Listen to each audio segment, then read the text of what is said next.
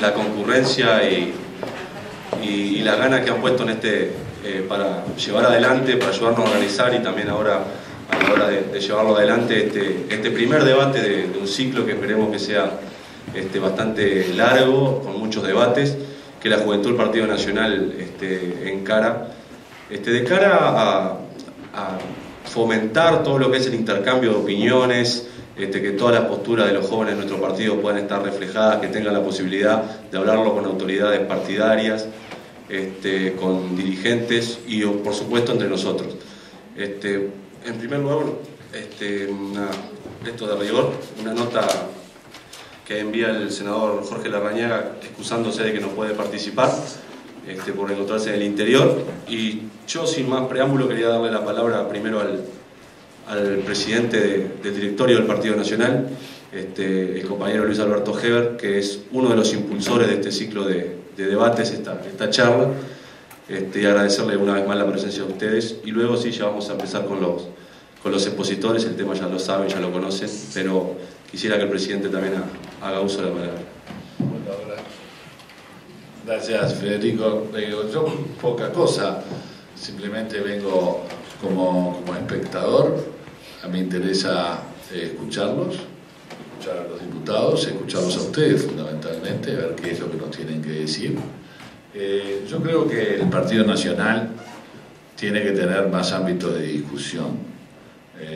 Discusión no es pelea, es dar nuestros es dar nuestros pareceres, saber si hay distintas posiciones, buscar a ver si hay un punto de encuentro en dos posiciones que podamos tener, y si no hay puntos de encuentro, saber que tenemos dos posiciones. El Partido Nacional no es un partido que la gente está obligado, somos un partido de hombres libres. Nos unen en el programa de principios ideas fuerza que nos identifican como partido, como es la lucha por la soberanía y la independencia, como es la libertad, la defensa de la libertad. Somos el partido de la libertad y la defensa de la democracia, somos el partido de la igualdad social. Ahí es donde nos encontramos, pero después existe un universo muy diverso en la sociedad donde no necesariamente tenemos que tener una posición única. Nadie nos obliga y no tenemos que obligarnos, y además en el Partido Nacional nadie está preso, nadie está obligado. Somos un partido de hombres libres y por lo tanto, como libres pensadores, opinamos. Si es factible tener instancias políticas en donde es necesario tener una posición única, bueno, tenemos que laudarlas democráticamente si es necesario tener una posición única como partido. Este es un tema interesante, lo pusieron los muchachos, no lo puse yo. Yo lo que empujo es a la discusión. Quiero ser un fomentador de la discusión, no solamente aquí en la juventud del Partido Nacional. Quiero que el Partido Nacional discuta en todos los ámbitos, en los departamentos, en los barrios, en todos lados. Quiero la opinión de los blancos, porque vuelvo a decir, acá no hay ningún iluminado, no tenemos en nuestro poder la posibilidad de saber o interpretar a la gente, y entre todos podemos ayudarnos a interpretar más la opinión del pueblo uruguayo, pero entre todo el Partido Nacional, no solamente unos pocos, ni uno, menos 15 en el directorio y menos los 500 que somos la soberanía del Partido Nacional en la convención. Es entre todos los dirigentes, incluso ustedes, fundamentalmente ustedes. Por eso hoy vengo a escucharlos, no a hablar. Así que gracias por eso.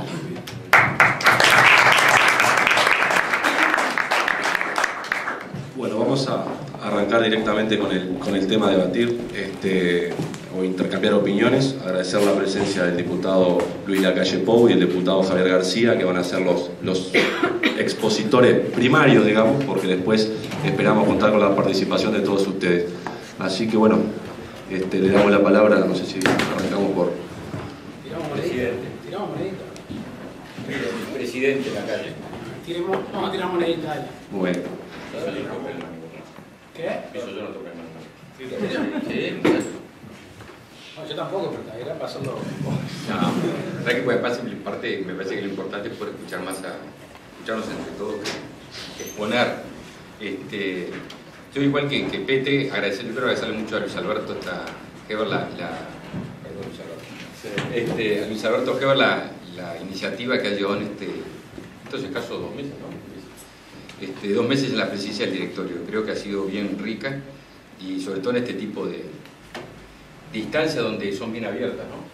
Me parece que la hace muy bien y la quería felicitar delante de todos ustedes, ¿no? Nosotros de la Juventud del Partido Nacional te agradecemos mucho.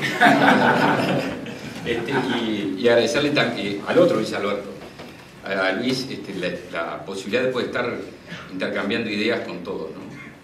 Yo te digo sencillamente, este es un tema para entrar de lleno. Este es un tema que creo que nos hace muy bien discutirlo y creo que hizo muy bien Luis Alberto Lacalle en plantear el proyecto de ley que planteó, porque independientemente de la suerte que tenga cada proyecto de ley, el proyecto de ley se presenta, después adquieren vida propia, se nos van de las manos, después que están presentados, pasan a ser un colectivo que no es el que lo presentó. Me parece que es una instancia que habilita a que intercambiemos ideas. A cuenta de lo que podamos charlar después, este es un tema complejo, en el cual hay diferentes formas de abordarlo, de entrarle. Yo opté por un doble criterio. El primero, por ver qué pasó cuando estos temas se discutieron en el resto del mundo. O cuando se llevaron políticas en el sentido de, por ejemplo, todos sabemos que en Uruguay lo que está prohibido es el comercio, en este caso la marihuana o de cualquier otra sustancia, pero no el consumo. Entonces dije, bueno, veamos qué pasó en otros países del mundo donde se habilitó el comercio libre, el acceso libre en este caso a la marihuana. Y me encontré con cosas notables, porque uno cuando habla de estos temas, el paradigma que se encuentra o que busca es el de aquellos países, sobre todo los Países Bajos, o el caso de Holanda, el caso de Suecia, de Noruega, que abordaron esto hace muchos años, que son un poco el paradigma, el ejemplo. Y me llegó una sorpresa cuando vi que estos países están todos de vuelta en la materia. Es decir, países que habían tenido en la década del 70 lo que se llaman las políticas liberalizadoras, en la década del 90 y al presente han retrocedido en estas políticas. ¿Por qué han retrocedido? Por el fracaso de las mismas. ¿En qué consistió el fracaso? El fracaso consistió en la manipulación que hizo la gente que traficaba droga con el producto. La marihuana, el cannabis, tiene una sustancia activa. Es como ustedes saben, el famoso THC, ¿no? El tetrahidrocannabinol, THC, que está aproximadamente entre el 6 y el 8% de la sustancia. Cuando en estos países se liberalizó el comercio, la pregunta es cómo reaccionó el narcotráfico. Porque claro, el paradigma dice, bueno, cuando uno libera, se corta la posibilidad de que el narcotráfico haga su negocio. ¿Qué hizo? Manipuló genéticamente la planta. Y generó una planta que en vez de tener el 8% de THC pasó a tener el 28% de THC. ¿Para qué? Para obtener una porción, para mantener la porción del mercado que tenía cuando el mercado era restringido.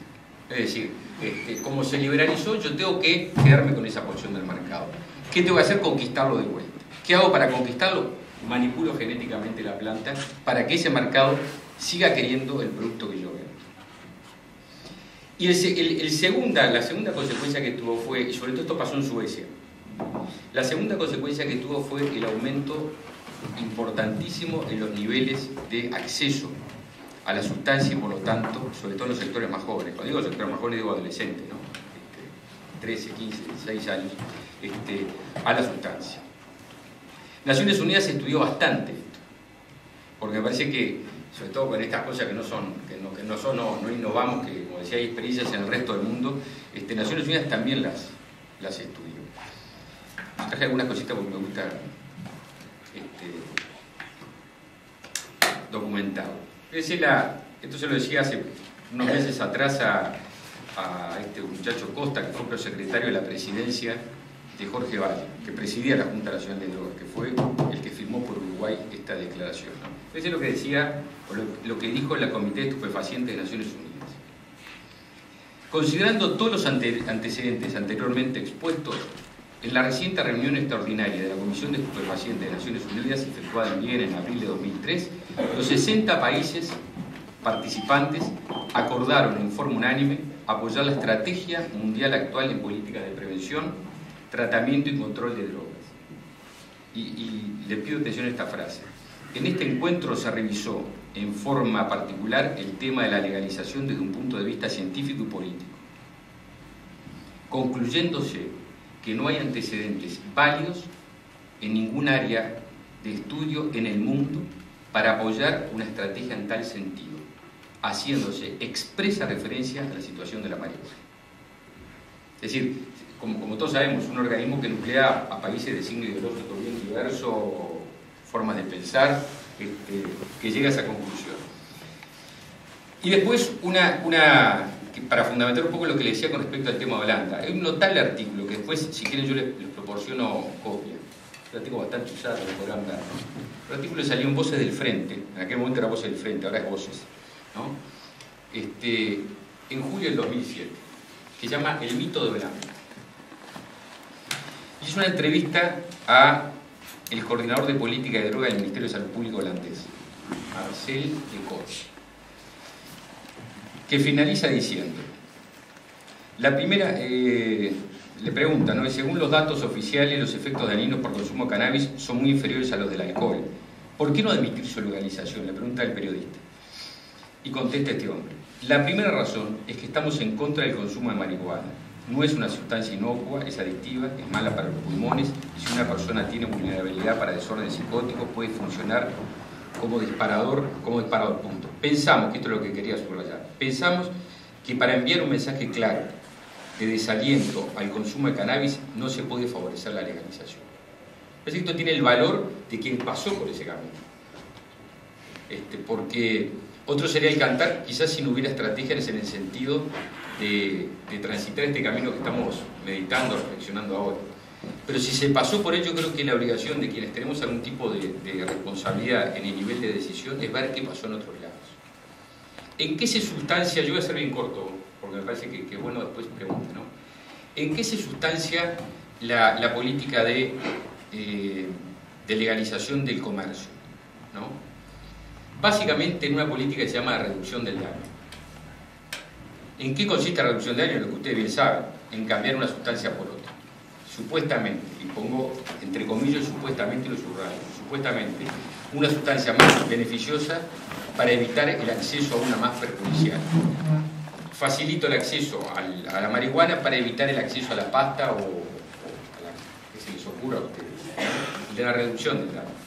Y eso me parece importante. Esto Luis se lo recuerda bien, pues Luis integra la comisión de esto que voy a leer, la comisión taquigráfica, incluso está acá, Luis está presente en la reunión esta, la comisión de adicciones que hay en el Parlamento.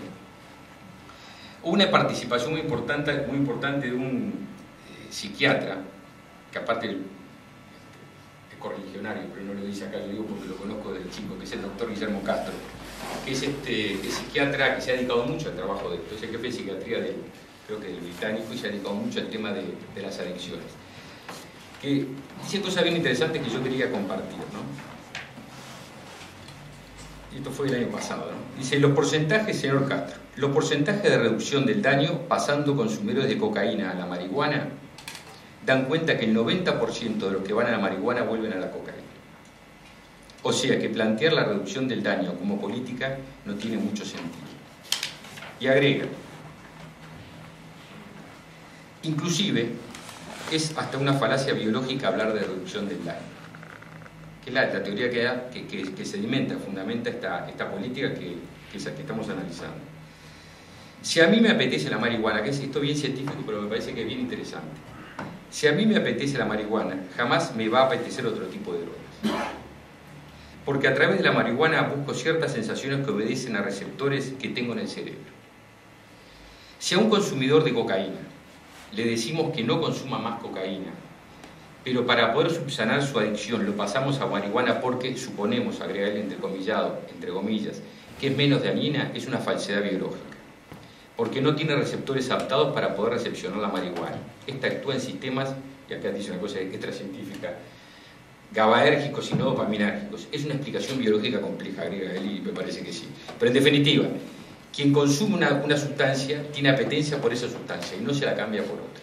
Y lo afirman estos porcentajes que hablaba recién, ¿no? Por otra parte, y termino aquí, desde mi punto de vista y desde muchos investigadores en el mundo, marihuana no es una droga blanda. Y de esto hay un estudio bien interesante que salió hace 20 o 25 días, que salió en todos los medios de prensa de acá del país, de investigadores ingleses, que dicen lo mismo que está diciendo este hombre que dijo Castro hace 2 meses o 3 atrás, o a finales del pasado. Desde mi punto de vista y desde muchos investigadores en el mundo, marihuana no es una droga blanda. No tiene sentido decir esto cuando estamos hablando de una sustancia que es 17 veces más cancerígena que el tabaco. Y esta es la regla número 1. Es decir, yo creo que está muy bien decir, bueno, las políticas que se han llevado hasta ahora, ¿han sido efectivas? Y yo digo no han sido efectivas. Esta que eventualmente se está planteando, plantea Luis, pero que tiene sustento y que tiene seriedad en el planteo, ¿ha sido efectiva? En Uruguay lo sabemos, obviamente, sabemos en el resto del mundo, no ha sido efectiva. ¿Cuál es el camino entonces? Porque usted me tiene que preguntar, vamos a ver, decime cuál es el camino. Yo creo que el camino es el camino que se usó en Uruguay con el tabaco. ¿Cuáles son los fundamentos de la política antitabaco que se empezó en el gobierno pasado? Yo no tengo empacho ninguno en decir, como fumador, que en lo personal lo hizo muy bien, y creo que en el Uruguay entero, a los que son fumadores y a los que no, les ha parecido en mayoría o mayoritariamente muy bien. Se fundamentó básicamente en 2 pilares. Uno, en la información sobre las consecuencias del consumo de tabaco. Y eso creo que tiene antecedente no en el gobierno pasado, tiene antecedente en personas que son mucho más efectivas que todos los políticos juntos, que son los maestros y las maestras de escuela, en el sistema educativo. Yo tengo gurises relativamente chicos o chicos. No creo que no hay mayor soldado en la lucha antitabaco que el hijo de uno, ¿no? Que no se lo enseñó uno, se lo enseñaron en la escuela. Así que la información, por un lado, y lo otro, la restricción de la publicidad. Es decir, en resumidas cuentas, la educación y limitar el acceso. Porque al fumador se le puso obstáculos para fumar. Se nos puso obstáculos. No fumenta el lugar, no fumenta el otro. Y hasta el final la censura social, porque vamos a ser claros, sacar un cigarro no es nada más fácil, porque no, aunque lo saquen en la calle, ¿no? Entonces, creo que esa política fue efectiva y me parece que es una política que en el caso que estamos analizando todavía no se ha probado transitar. Y estoy seguro que sería mucho más efectiva que estamos analizando hoy. Pero digo, yo no quiero hablar más porque sería un abuso, y aparte porque quiero aprender.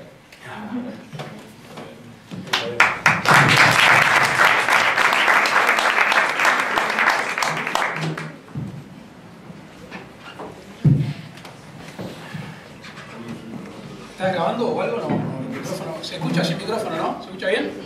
Ah. Porque me escuchan bien si me siento, pero no me ven. O sea, por eso prefiero pararme. Primero, antes que nada, agradecer a la juventud la invitación. El otro día con la barra de Sinergia me tocó un debate, una charla, que Javier estaba también, con compañeros muy inteligentes, y siempre que te hacen hablar o discutir con alguien inteligente, está bueno. Yo hablaba del nombre de Sinergia y lo elogiaba, y no fue para pasarle la mano por el lomo ese día, porque la verdad que lo reitero hoy, que me parece un muy buen nombre. Y Javier es uno de los diputados más agudos que tiene el Partido Nacional, y siempre está bueno contraponer, aunque lo voy a decir acá en secreto. Yo me calenté un poco cuando me dedicaste un artículo de la marihuana en el diario del País, pero ya ese fue el primero. Claro, por eso, para que no venga el segundo. Estaba re chupado. Ahora ya me siento un poquito mejor. ¿Qué el objetivo? Porque arranca el artículo y yo, el diputado de la calle, ¿qué necesidad? Pero en serio es. Y en este caso, aparte, es un médico. Y y de estos temas de la salud humana, porque estamos hablando de temas de salud humana, conoce y conoce mucho. Quizás yo tengo algo a favor de Javier, que soy apenitas más joven que él, y convivo con una generación que siempre trató este tema sin demagogia y sin tabúes. No digo que Javier lo haya hecho. Yo me acuerdo, lo primero que hablé de este tema fue con Luis Alberto Javier, me acuerdo de un viaje largo que hicimos una vez, hace ya muchos años. Mi generación convivió con las drogas. Yo consumí drogas, lo he dicho en todos lados, nunca fui adicto, pero el abanico de drogas que a uno se le ocurra, casi todos, en mi época de rebelde, quizás por romper límites y fronteras, las probé. Por suerte puedo decir con tranquilidad, como no puede decir alguna gente, que nunca me envicié, simplemente. Y no digo que eso me autorice para hablar tampoco, pero conozco las poquitas partes lindas, que es la euforia, y las muchas partes no tan lindas, que son la bajada de esto. Y por eso, desde que entré en la Cámara de Diputados en el año 2000, yo sabía que iba a presentar un proyecto de ley, sabía que este tema lo tenía que encarar, porque conociendo una parte de la juventud, algunas de sus actividades, y siendo diputado, me sentía que internamente estaba traicionando un tema que yo sabía que tenía que abordar. ¿Por qué no lo hice en el 2000? Porque no tenía el aplomo, ni la solvencia, ni la seguridad para defenderlo. Y con Martín Lema, que acaba de entrar por ahí,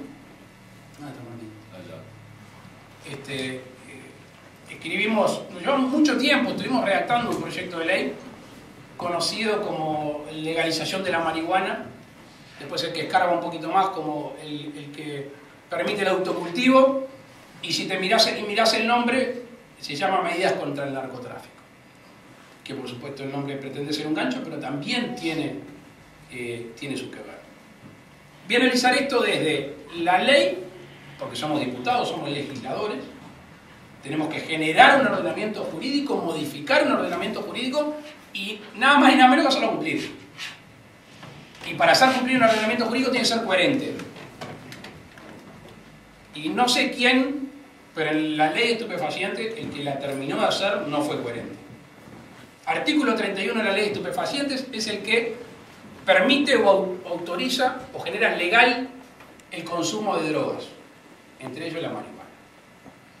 Es penado el que tenga en posesión drogas cuando no sea para su consumo. Por ende, el razonamiento por absurdo, el que tenga drogas para consumir, él mismo es legal. Después la jurisprudencia empieza a hablar, dice que si tenés 45 gramos de marihuana sería para consumo personal, tanto de cocaína, pero el consumo personal de drogas en Uruguay es legal. El artículo 3 de la ley de estupefacientes prohíbe cualquier acción lícita de obtención de la droga que supuestamente podés consumir. No te permite plantar, no te permite importar, no te permite comprar, nada. El 31 te habilita un derecho, te reconoce un derecho, el 3 te niega el goce de ese derecho. En una misma ley, ¡pum!, se dan de frente. Entonces, ahora este me va a pelear, no le dejes entrar a esto. Ahora se me complicó un partido. Entonces, la primera reacción de un gobernante que cuida la salud pública, que debe cuidar la salud pública, es decir, bueno, vamos a prohibir el consumo de drogas. Es lo más lógico, ¿verdad? Ahora, las estrategias de prohibición del consumo, yo no comparto los como te leí el artículo del País, lo releí hoy, me quedé la última vez. Fui a Suecia, fui a Holanda y tengo algunas diferencias. Las veces de que se han aplicado políticas prohibicionistas, los que han ganado son los que lo hacen ilícitamente. ¿Qué hace Toti? Bueno. Lo que le han vendido ilícitamente. ¿Ah? Ley seca de alcohol en Estados Unidos. Por otro lado, yo no puedo estar ajeno a una realidad que desde el año 2002 con mucha fuerza en Uruguay empezó en el 2002 y se agravó hasta hoy en día, que es el ingreso de un jugador extra a nuestro sistema de drogas, que es la pasta base. La pasta base en nuestro país, no sé, las encuestas siempre los números son fríos, pero habla de que un 15, un 17, un 18% del consumo de drogas en Uruguay es pasta base. Pero cuando bajás a un barrio marginal, llega conjuntamente con el pegamento al 80%. Ahí ya no se consume cocaína, o por lo menos no en abundancia, tampoco marihuana. Ahí las drogas que hay básicamente son pasta base y pegamento. Los compañeros que viven en esos barrios o que recorren esos barrios lo habrán visto y lo conocerán. Yo no estoy hablando en ningún momento de comercio de la droga. A mí me parece que el gran drama es que la plata está conjuntamente con la droga. Y para mucha gente en el mundo, cuanto más droga se consuma, más plata va a ser. Cuanto haya más gente enferma, más dinero va a ser. Y ese es el negocio de los narcotraficantes. Por eso yo no creo en la política de comercio de la droga. Yo no estoy planteando eso. Al revés, haría todo lo humanamente posible. Yo sé que es quizá una utopía separar el tema de las drogas del dinero, y así habría mucho menos gente de que en el mundo estimule el consumo de drogas. Está comprobado también que en nuestro país, a medida que entra más pasta base, baja el consumo de marihuana y de cocaína.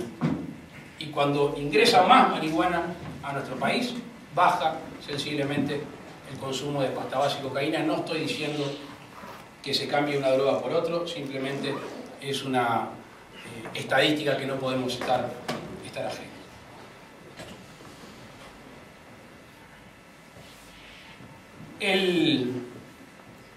La marihuana es cierto, no es una droga, o ninguna droga es saludable, pero tampoco la podemos comparar o podemos decir que vamos a aplicar una política como la del tabaco. ¿Por qué? Porque el tabaco en Uruguay es legal. Comprar tabaco en Uruguay es legal. Entonces, si Javier propone una política similar a la del tabaco, entonces estamos diciendo que la vamos a legalizar, que la vamos a comercializar, que el Estado entra en esa dicotomía que no lo consuma pero también cobra impuestos, y estamos en un sistema que el Estado acepta. No es el caso con la política de marihuana, porque en Uruguay no está legalizado su obtención legítima. Entonces son dos sistemas o dos formas de actuar sensiblemente menores. También hay que tener en cuenta cuánta gente que consume marihuana es problemática, ¿no? Que después de consumir marihuana o escala otras drogas o de tanto consumo de marihuana empieza a tener problemas. Recién estaba con un médico cordobés que me contaba su experiencia.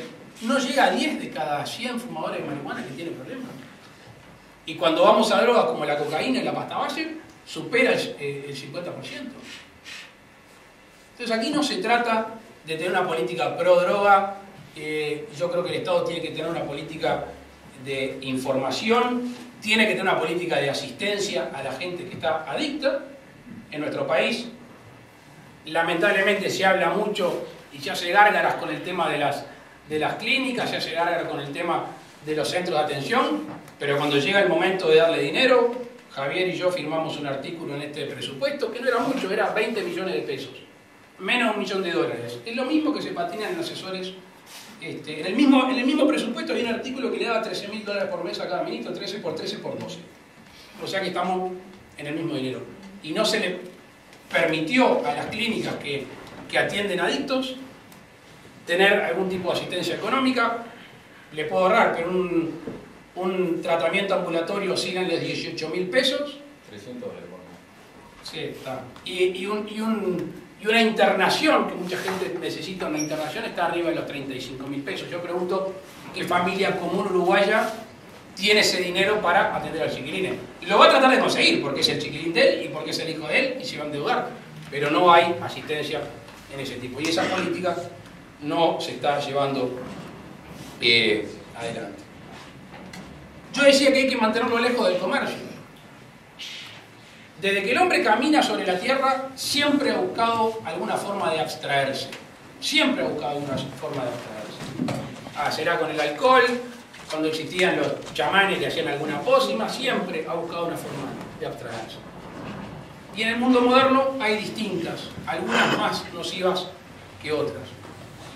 Lo que yo creo que este tema muchas veces se abarca desde el punto de vista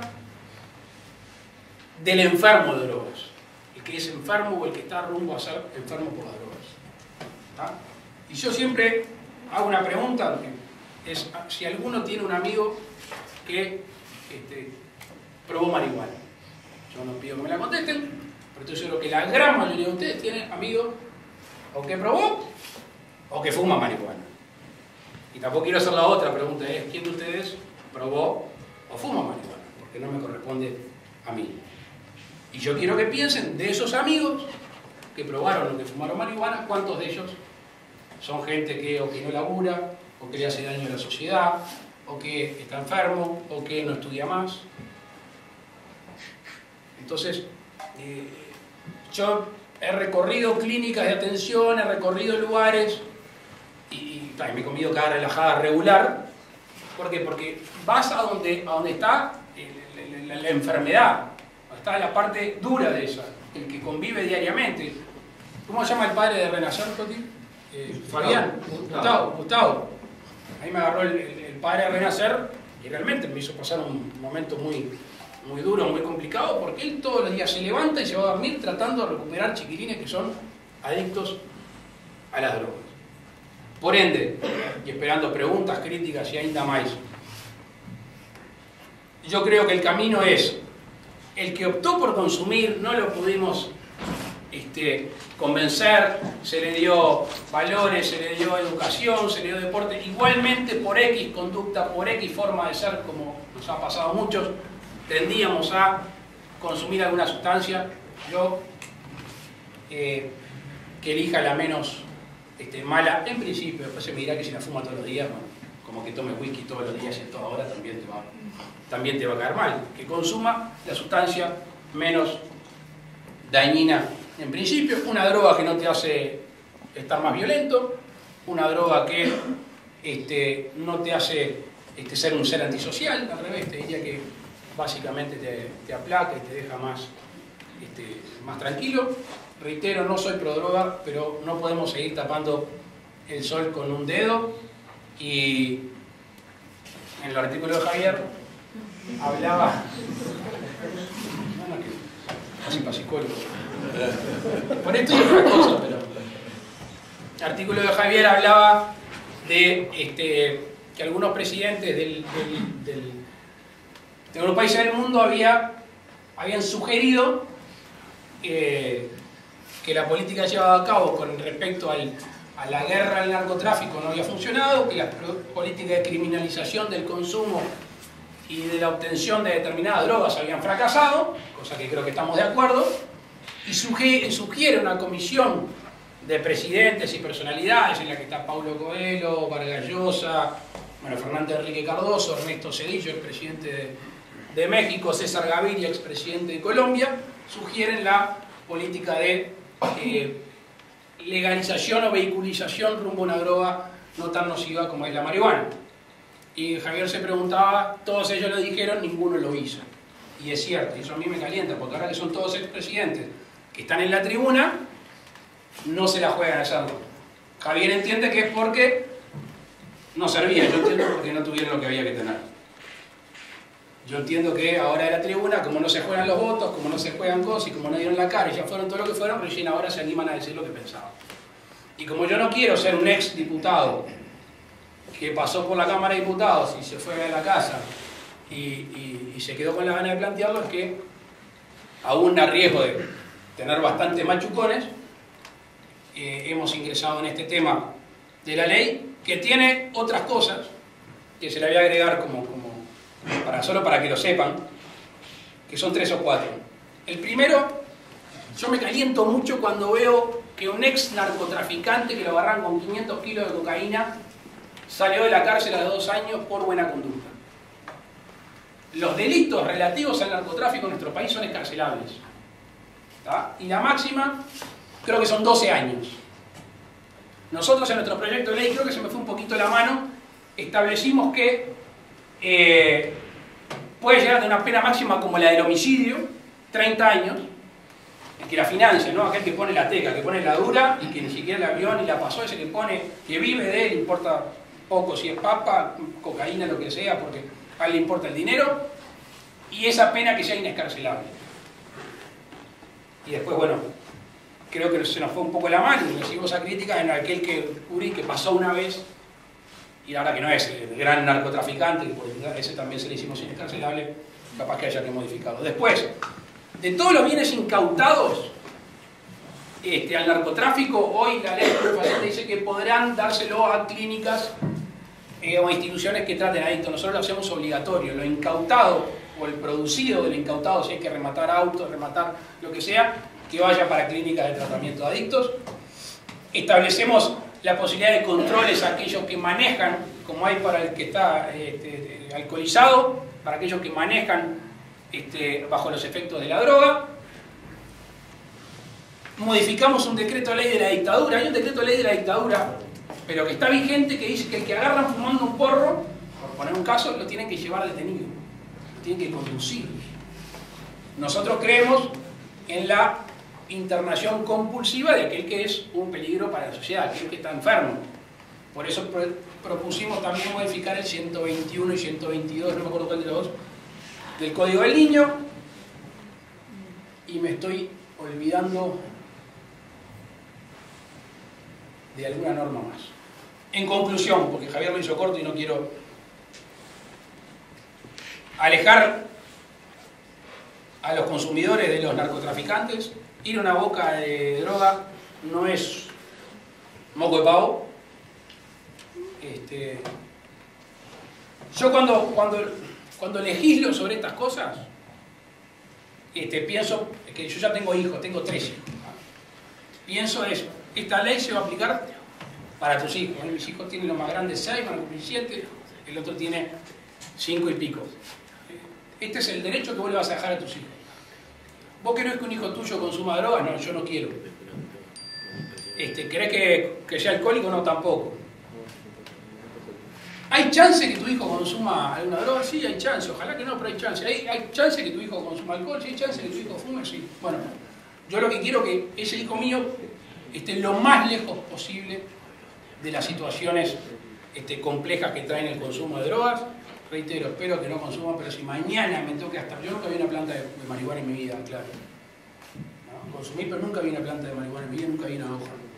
Yo prefiero que mi hijo no esté mezclado en el negocio del narcotráfico, porque le van a vender cualquier porquería, le van a tratar de hacer consumir cualquier porquería y va a estar en situaciones en las cuales va a correr riesgo su vida. La cosa como está no puede seguir. Yo he escuchado a mucha gente que me ha hecho tambalear, titubear, ninguno me convenció. Ninguno me convenció, hasta el más conocedor de estos temas, ninguno me convenció. Yo creo que el autocultivo, como muchas de las soluciones humanas, no es perfecta, pero acompañado de políticas educativas, de políticas de tratamientos, acompañado de determinadas políticas, creo que es el camino para este flagelo que tenemos que seguir. Si no, seguimos siendo como los monos, que no ven, que no oyen y por eso no pueden hablar. Muchas gracias.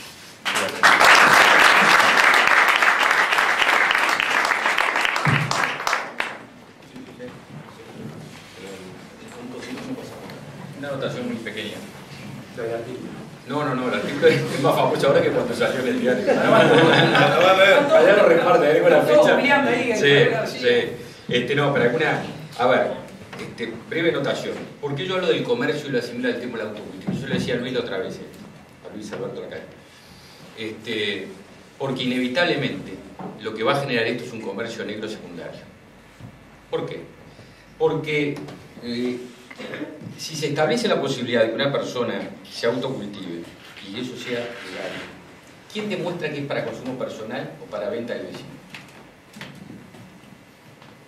No hay nadie. Yo tengo las plantas, no consumo, pero viene un tío y me dice, no tengo las plantitas.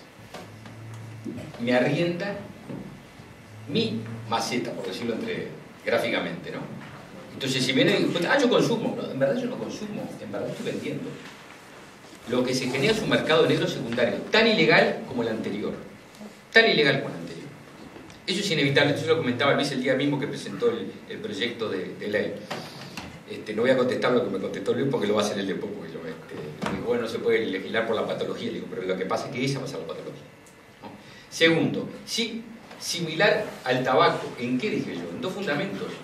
En la restricción, en poner obstáculos al acceso, y en la educación, eso es lo similar. ¿Por qué está siendo exitoso? Porque se restringió el acceso. ¿Por qué los países como Suecia, Holanda, es decir, yo lo que digo lo digo documentado, al papel? Dicen hoy nos equivocamos, porque demostraron que cuando liberaron la posibilidad del acceso se aumentó el consumo. Yo no digo de ninguna manera, ojo, me cortaría la lengua si les pido que me lo señalen si lo dije, pero si no, les pido disculpas, pero creo que no lo dije, de que el que consume es un antisocial. No, nunca dije eso.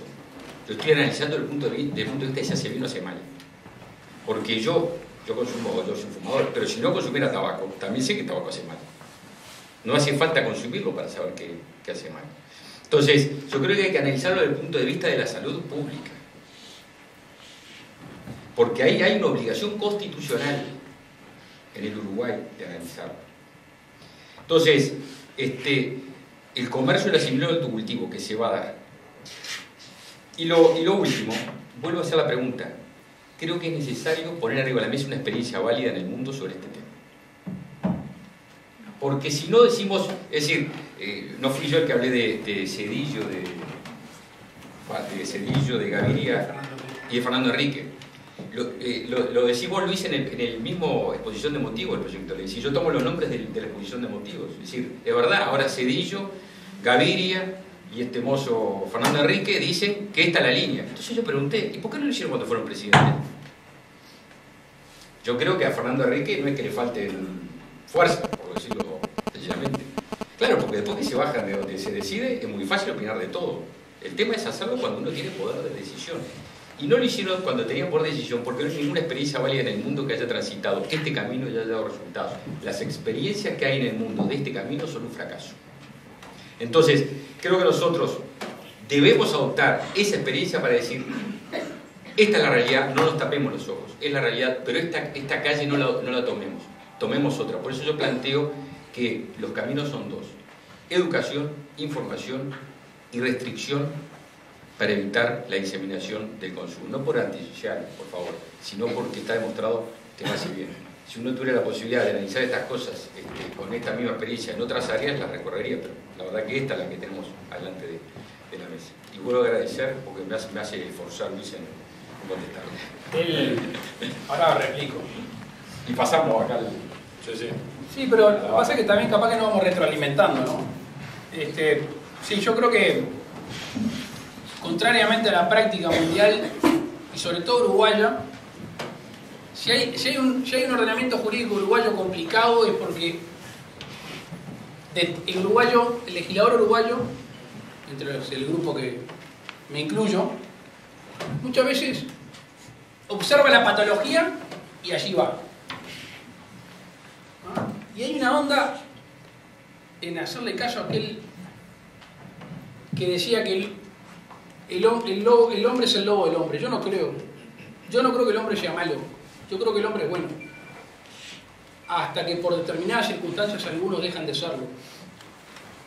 Y si nosotros siempre vamos al concepto restrictivo de la libertad, siempre vamos al concepto de la sospecha del ser humano, es donde nosotros mismos hacemos que el ser humano termine actuando por la patología.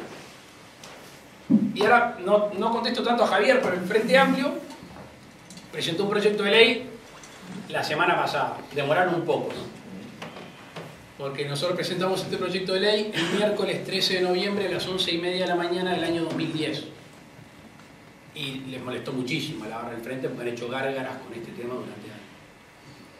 Pero el proyecto nuestro fue tan liberal, por ende tan criticado, que lo dejamos, quedaron sin espacio.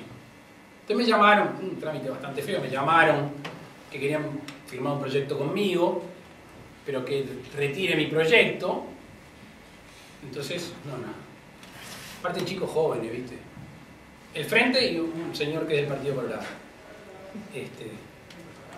Y digo, a ver, ¿cuál es el problema con mi proyecto de ley? Sí, lo que pasa es que como dije señor no se dio cuenta.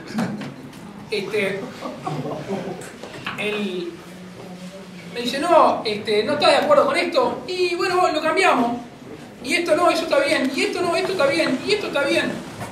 Y digo, ¿cuál es el problema? Y me dice, te voy a decir la verdad, me dice. La barra del Frente no va a votar un proyecto de ley que Alve la calle pobre. Digo, qué cabecita abierta, sí, arrancamos. Y los locos fueron y ponen un máximo de 8 plantas. Y acá viene, vuelvo al tema que ponía Javier. Si yo tengo una planta y la vendo, ¿está bien o está mal? Para mí está mal. Si tengo 40 plantas y no las vendo, ¿es autocultivo o no es autocultivo? Para mí es autocultivo. Entonces, lo que nosotros tenemos que tener es una ley flexible de cumplimiento rígido. Si yo mañana tengo una planta y me ven que yo estoy dando una hoja y estoy recibiendo dinero a cambio, adentro que llueve. Ahora, la veterana esta que fue presa, ¿tá? Tenía 17 plantas. Parece la abuela de Tweety. Y fue presa la señora. Se comió 90 y pico días. La veía. Yo, ¿viste que era la abuela? La señora no era la señora. Y el otro, que es un artesano uruguayo, estuvo preso N días por tener 24 plantas. En Uruguay hay más de 200 personas que están presas por tener plantas. Y el pecado para mí fue haberla regado. O sea, ¿estamos de acuerdo que el que tiene una planta tenga que ir preso en Uruguay? ¿El que tenga 10 plantas tiene que ir preso? El que tenga 100 plantas es un excelente padre de familia.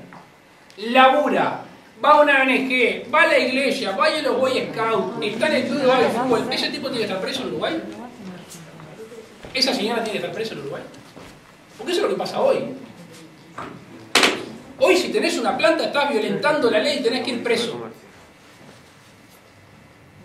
La discusión se reduce a eso.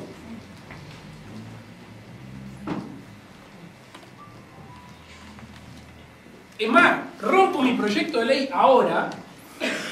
Si alguien me trae un proyecto de ley que me diga, loco, esto sos un, no sé, demasiado liberal, esto es libertinaje, esto es decir que la gente fume, se drogue, te crees Jim Morrison, con tal de que alguien me diga si se presenta un proyecto de ley o se modifica algo que el que tiene una planta no vaya preso. Yo lo tiro en serio, lo hago mañana. No quiero ser recordado como el tipo de Bob Marley, no me interesa. Lo que sí creo que es un todo en mi época.